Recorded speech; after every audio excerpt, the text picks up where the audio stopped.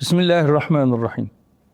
Aziz kardeşlerim, başı rahmet, ortası mağfiret, sonu cehennem azabından kurtuluş olan mübarek Ramazan ayının son günlerine yaklaşırken, Rabbimizin bizlere lütfettiği en kıymetli zaman dilimlerinden biri olan Kadir Gecesi'ne kavuştuğumuz için Allah'a hamd ediyoruz. İnsanlığa rahmet ve hidayet rehberi olan Kur'an-ı Kerim'in indirilmeye başlandığı bu mübarek gece, Kur'an'ın mesajını yeniden anlamak, hayatımıza yön veren ilahi ölçüleri bir kez daha hatırlamak ve kulluk bilincimizi tazelemek için önemli bir fırsattır. Kadir Gecesi, hayatımızı Kur'an'ın rehberliğinde yeniden gözden geçirme ve eksiklerimizi telafi etme vesilesi olsun inşallah. Aziz kardeşlerim, bu mübarek gecede ellerimizi semaya kaldırırken sadece kendimiz için değil, ailemiz, milletimiz, ümmeti Muhammed ve bütün mazlumlar için de dua etmeyi ihmal etmeyelim.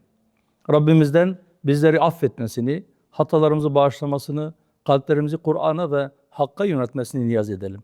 Unutmayalım ki gerçek kurtuluş Allah'ın rızasını kazanmak ve onun koyduğu ölçülere göre bir hayat yaşamaktır. Bu duygu ve düşüncelerle İslam aleminin Kadir Gecesi'ni tebrik ediyor.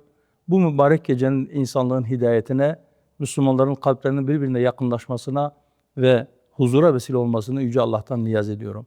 Rabbim bizleri Kadir Gecesi'nin feyiz ve bereketinden hakkıyla istifade eden kullarından eylesin inşallah. Kadir Gecemiz mübarek olsun.